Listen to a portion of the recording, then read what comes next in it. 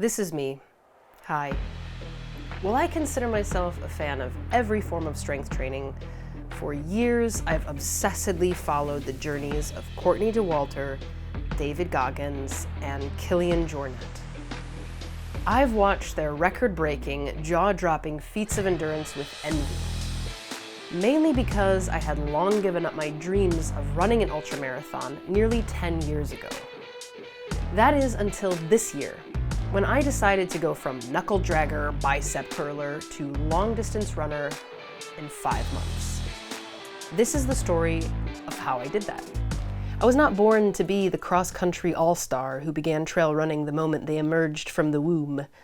I loved martial arts, being outside, and just, well, trying to exercise all of the energy from my body. I once spent a whole weekend in the backyard digging a hole, just because. If I wasn't digging holes, I was biking around the neighborhood, climbing trees, or moving concrete blocks. Not as a chore. For fun. Not much has changed. As a kid, my intensity and energy got me a brown belt in Taekwondo, but I was never able to translate that intensity into a drive for excellence the way Tiger Woods or Michael Jordan did. When it came to really honing accuracy or form, forget about it. Skill really did not care. It took too much time and too much focus, and I had other more important things to do, like dig holes. I didn't think much about running until one day, when I was 12 years old, I turned on PBS and caught a glimpse of the Eco Challenge. There was running, biking, trekking, climbing, kayaking, all through a foreign country in an effort to get to some faraway finish line. Sign me up. It was the first athletic competition I really wanted to do, and I recognized it would take a level of endurance I probably didn't have. Signing up for the cross-country team seemed like a step in the right direction, so that's what I did, from middle school to high school. The cross-country team was full of a bunch of weird kids, and I was a weird kid, so I really liked it. But running itself was not a cup of tea. I suffered from shin splints, sprained ankles, impinged hips, and asthma, so I was often at the back of the pack. And as an impatient teenager, I couldn't really muster up the internal motivation to work on my recovery or form. After the 7th badly sprained ankle in a single year, I told myself that long distance running was probably for those svelte, genetic monsters whose stride was as long as I was tall, but probably even longer because I'm not really even that tall. I'm only 5'4". I had given up running somewhere around the age of 19, and at that time, CrossFit was just becoming popular. And I latched onto that like a hungry raccoon in a trash can, searching for its next meal. I really do often picture myself like a raccoon, just... Don't know if you feel the same. I would occasionally do sprints like 200 meters or the odd mile or two in a WOD or workout of the day, but other than that, I had given up my running aspirations. That is until 9 months ago, when I heard an episode of the Rich Roll podcast with Chris McDougall and Eric Orton. I had spent most of my 20s doing CrossFit, where I had learned that muscling through and brute force was a fast track to injuries. So when Chris and Eric discussed how we should think about training running the way we think about training for any new skill, I had a context to relate it to. Don't teach people technique when it comes to running. Like, everyone's an N of one and there is no right or wrong way. And we all know how to run. So you just go out and run and don't mess around with that, which is insane when you deconstruct that. Like, you use the example of the basketball player. You don't just throw the ball up in the air and hope for the best. It's a skill just like anything else. And there is a right way and a wrong way. If I could train the right way, I might be able to run long distances and stay injury-free. I only had to focus on the right things. Hello, internal motivation. I sign up for a race that in the moment seems impossible. The 24 Hours South Offa's Dyke Ultra. It's a 24-hour race that's 5 months away, and, as you might have guessed, it's along the Offa's Dyke path in Wales. The purpose of a 24-hour race is to see how far you can go in 24 hours. And I set myself a massively naive 96.3 mile goal. That means I'll have to keep a 14 to 15 minute mile pace for 24 hours to hit that. 5 months isn't that much time, but it's always better when I corner myself into committing. So I go get my gait analyzed, I buy some new running shoes, and I learn how to tie them. You put it in that way. Yep, and then you pop it through the other side, like this. So then you've got your two loose ends. This one goes in the opposite one. This one goes in this one. And then what you want to do is initially pull it across the foot, and then you pull it up like this. And what that immediately does is just firm this up a little bit. Obviously you can lace it as normal, however tight you want to do it. I'm just doing that initially for you. It just gives you a bit more stability across the top, and it should just lock the heel in place. It's called lock lacing. I also buy the book, Born to Run 2. The book doesn't include an ultra running program. It has a 90-day plan for retraining your gait and building a foundation, but I'm training for an ultramarathon. So on top of improving my running form, I have to find a 100-mile ultra plan, and I do that online. I then mash everything together. Is there a plan out there that's better than my mashup? Most likely. But I also know that precious time can be wasted searching for the perfect program. Before I get really into training, I get my V02 Max measured so I can see where I'm starting from and how I improve by the end. I give you the score of 39. Cool. So really, really strong, really good effort. Okay, so 39, definitely better than I expected. There are various things you can do with your V02 Max, but I'm using mine mainly as a benchmark to gauge how much I've improved from beginning to end. What was also helpful that came out of this test was getting my heart rate zones for training. I'd also like to note that the V02 Max of an elite female endurance athlete tends to be somewhere in the 65 to 75 range, but if we were really trying to compare how I stack up against someone like Courtney Dauwalter, we'd have to consider additional variables like running economy and the lactate threshold. If you're interested in considering how all of these variables translate over to real-life endurance events, Outside Magazine put together a really interesting article looking at a whole bunch of lab data from top athletes. Okay, moving on. I also schedule some calls with really smart people, specifically to ask about ultra nutrition, the ultra mindset, and injury prevention. When I reached out to Dr. Sinead Roberts, I was looking for advice on what to eat during my ultra. What I got instead was a plan for the race and a program to prepare my stomach to take in calories while running.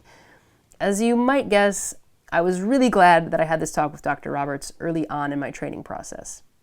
Essentially, obviously, if we're saying you need to take on board carbohydrates and also fluids and salts, because these are the three things that you're using or losing during your race and that are required for optimal performance, that obviously means taking them on board during a race. And if you are running and bouncing around inside and all your blood is being diverted to your skeletal muscle to run and not to your gut for digestion, your gut doesn't digest things very well.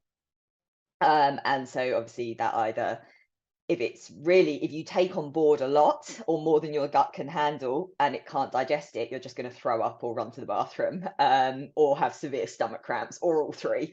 But your gut can be trained just like your legs. I then got on a call with Ashley Schneider, the founder of MS Run the US and the 15th woman to run across America. I would do anything that you think sounds like a horrible time. I would do that. Good advice. Like if the weather's bad, like go out and run. Yesterday it was 40 degrees and rainy. Like if I was doing a 24-hour, I would go out, put on what gear you have and go and try and run for 3 hours. Like, if you know that you have low energy at 2 p.m., put your shoes on and go running. Just seek out all of the bad opportunities when you're going to feel like crap and then go do it. After that call with Ashley, I began to think not only about preparing my body for this race, but also how I could prepare my mind.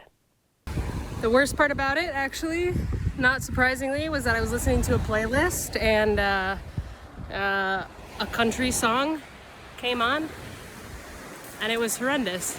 And then I spoke with Jarlo Ilano, a physical therapist and one of the founders of GMB Fitness, about injury prevention. I know one of the questions you want to ask, like, how can I prove myself for a 100-mile race? And you can't. You absolutely can't. It's like, even the question of how do I do that is the wrong question.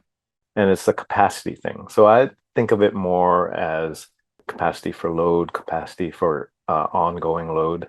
How do I develop the capacity to do a thing and not just complete it, but do it do it in a way where you're not wrecked for a few months after, right? Because you can do an ultra right now.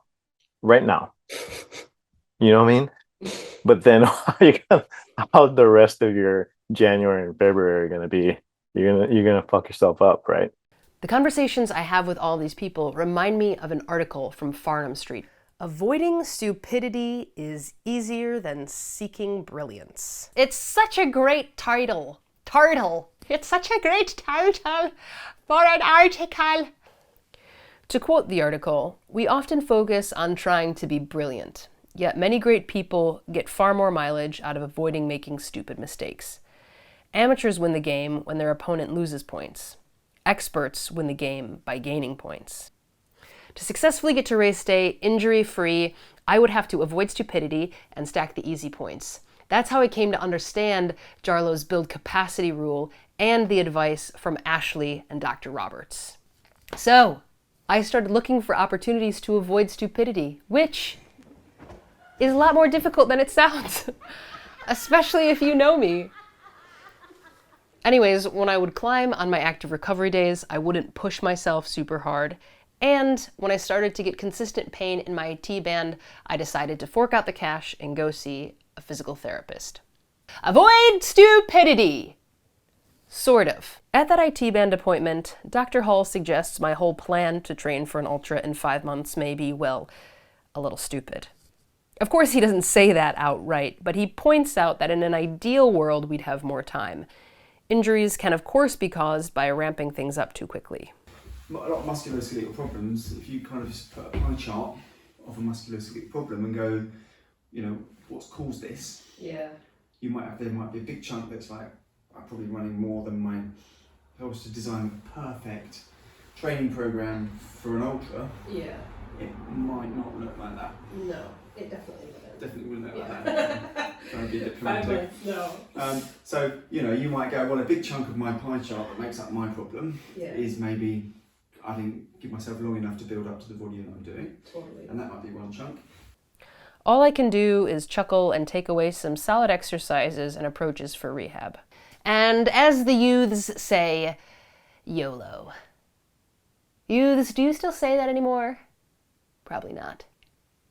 What do you say these days? You probably just speak in emoji. I realized that there was a great silliness to what I was attempting to do, but I had committed. So, slightly less stupidly onward. I did the rehab work, I carried on with my training, and by the time that the week of the race rolled around, I had no sprained ankles, no IT band issues, and no pain. In that way, I had already achieved way more than I ever thought was possible. But now it was time for the next hurdle. Could I get through the 24 hours and hit my goal of 96.3 miles? I pick my friend Amy up from the airport and off we drive to Wales. A quick note on Amy, she's a total badass who flew all the way from Wisconsin to Wales to support me, and I love her forever and always because of that. And because of other things, because she's just a good friend in many other ways and in other facets of life, and we've been friends since we were like 8 years old or something insane like that. When we get to Wales, we have a couple of days to kill, so we stalk some sheep just for fun to look at them. We go on some walks, and I eat a lot of white bread. Then the day comes. Godspeed. Correct. Anything else before you go? I'm a bit ill. I guess I've been feeling a bit ill for the last 3 days, but we're just gonna see how we go. And I got this support driver to come save me. We oiled you up last night. You got your oil drops. So dirty. Oil. Essential oils, people. Get your mind out of the gutter. How are you feeling, Amy? I'm feeling good. Yeah? I'm feeling... Amy has become a full-fledged Welsh driver, which is impressive. I gotta drive to pick your booty up. She's gotta drive to pick my body up. Yep. Yeah. Hopefully not have to, carry you. Yeah. But, yes, we're feeling good. Yeah. The competition looks fierce. It does. love it. Those actually look very like. Some. Yeah. I think you look just as fierce. Thanks. And badass. Okay. So you're gonna do great. Yeah. Cool. So you're feeling good. Yeah. All right. Let's do it. Let's do it. At about mile 7,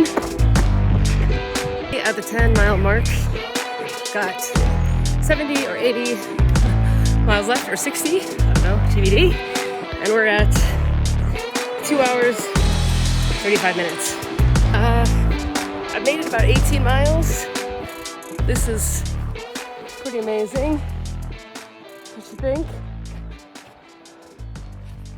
I got off course about a mile and a half, which is a bit of a bummer because I felt like I was doing good time.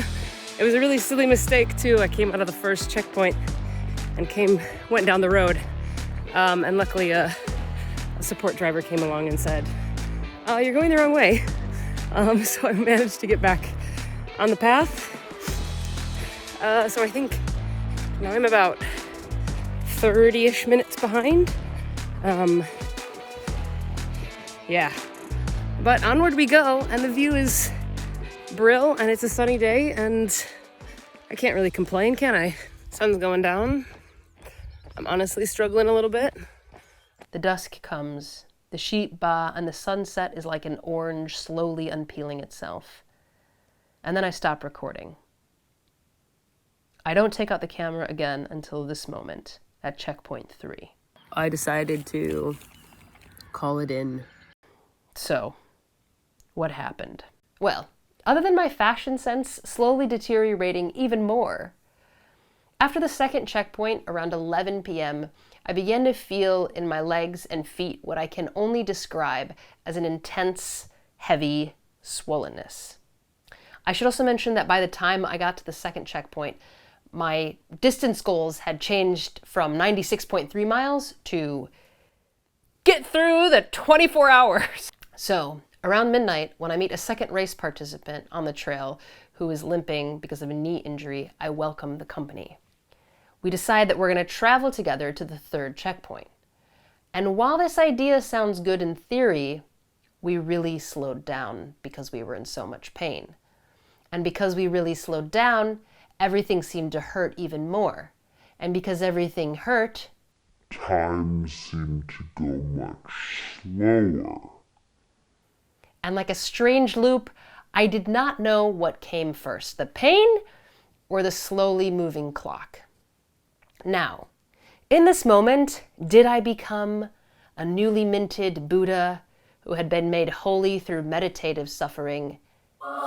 Absolutely not. I cussed and swore at every root and hill along the trail. Just get to checkpoint 3. Get to checkpoint 3. Get there now. Get there to checkpoint 3, please. Let's just go to checkpoint 3. When we finally arrived at checkpoint 3, no one was there. No one was there to welcome us, except for my running buddy's friend, who had been called to come pick him up because he had decided to drop out at that point because his knee was hurting really bad, and I think he had some injury issue going on. So hopefully he's okay. I, on the other hand, curled up on a picnic bench and ate from my food bag, which had been left by the front door of the community hall. And I made a list in my head of the reasons why I should give up. And at the top of the list was that there was no one at this checkpoint. And I was really irritated. And I could blame them. I could. They didn't leave me any water. And maybe I am blaming them in this moment. Is there a slight edge to my voice? Perhaps a mild irritation? Maybe. But the truth is that in that moment, I was looking for any excuse to give up. And when I began shivering, I called my friend Amy. By the time I got in that car, I was already rationalizing my decision to give up. In my mind, I 100% believe that I had made the right choice. But when I woke up the next day, the truth hit me like a ton of bricks. I could walk down the stairs. I could tie my shoes, which meant I could have definitely gone further the day before. I sat with that reality for a while, and I chose to take it on as a lesson.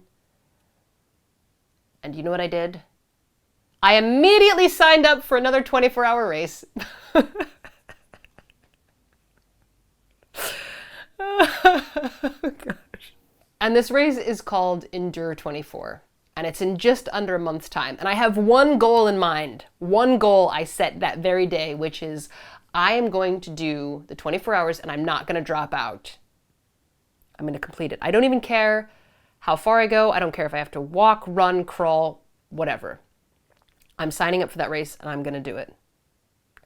Now, am I avoiding stupidity by choosing in that moment to sign up for a race in just under a month's time after I had already run 43 miles? Probably not. Probably not. But sometimes you just have to follow your heart. And in the moment, that's what I did. In the lead up to the second 24-hour race, I repeat the last 4 weeks of my original Ultra program. And the time flies by without any hiccups. Race weekend arrives, and I rent a car on Truro. Hilariously, the cheapest one is a Mercedes-Benz convertible. And I roll up in style to this field. I camped the first night. It is bedtime for some. I don't know if you can hear that background music. You probably can. But they're still going. But that's not me, because I get really sleepy. Good night. And it is breakfast and coffee time. I take the morning nice and slow, so when I roll up at the start at noon, I'm ready to do what I came to do.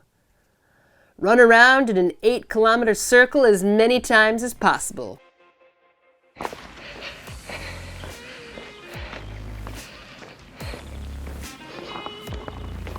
Currently on lap 3, going up the hill of no return. Oh yeah. Endure 24. Around mile 10, I meet a 20-something-year-old who says that eventually he wants to run Greece's Spartathlon, which is a 153-mile race from Athens to Sparta. And it's based around the original run that Phidippides, I think I'm saying that right, did to seek aid from the Persians. And it makes me wonder what Phidippides would think about us running around in circles for 24 hours for fun. There is something, though, about these physical feats of fitness linked to our understanding of heroism and courage. Even if we don't have to do these things for our survival, many of us feel like we must for the flourishing of our spirits. We live in such a crazy time where most of the world has been explored and mapped out, but we're still discovering the limits of the human spirit, individually and collectively. Like with Phidippides, these limits are often intimately intertwined with the body. For my friend, the destination was the Spartathlon, and the journey to get there uncharted. For me, it was completing a 24-hour race, and that all too familiar swollenness in my legs and feet started to creep up. So I took that opportunity to take a 2.5-hour break. It is 12:50 a.m. and I took about a 30-ish minute nap. I've gotten through 30 miles or so, and I am now, I did take a break for like 2 hours, 2.5 hours. Now I'm gonna get ready to go back and run. I'm trying to get 30 more miles. We'll see how we go. My body's feeling all right at the minute. I got some nice chafing going on the back where my sports bra is. That's nice. I got some blisters, but I choose this, you know? This is the weekend leisure activity, so here we are. The event thus far has been really lovely, and it's weird running around in circles, but it's like a metaphor for life, right? Let's do it. I gotta stop looking at this bright light. Started running again, I knew I had made the right choice. I felt like I was starting on fresh legs. The second half was a lot less social. I put my head down, my headphones in, and I ran to the bumping instrumentals of Cosmic Gate, which seemed very fitting given that the start of every lap felt just like that. Cosmic Gate. Round and round we went, up and down the same hills, in the dark, in the light.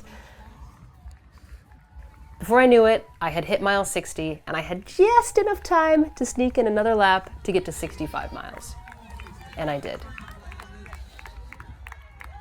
I finished the race, and I immediately ordered a pizza and sat down on the ground and didn't get up for another 24 hours. I'm just kidding. I got up after a couple hours.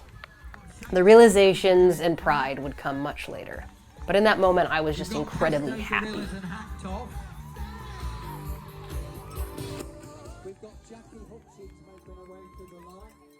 Viktor Frankl says in his book, Man's Search for Meaning, that human life, under any circumstance, never ceases to have meaning. This infinite meaning of life includes suffering and dying, privation and death. Someone looks down on us in difficult hours, a friend, a wife, somebody alive or dead, or a god, and he would not expect us to disappoint him. He would hope to find us suffering proudly, not miserably, knowing how to die. While I could never compare the circumstances of the Holocaust that Frankl is writing about to my choosing a 24-hour race, I am reminded that life is a cycle of death and birth, and that everything, suffering included, has a meaning. That this suffering can often only be endured when the old parts of ourselves fall away, and that this process prepares us for the ultimate end, death. How lucky we are that many of us live in such comfort we get to choose how to suffer. And in terms of my benchmark test results, well, I was able to retest my V02 Max 3 weeks after I completed the Ultra and remeasure my body composition. My new V02 Max was confirmed to be between 44 and 45 from my original measured 39. And when it came to body composition, well, I was roughly the same weight and I had a little bit more body fat, but that could have been because I ate a pizza the night before. Or it could be because I've already started training for the next challenge, the strong woman competition.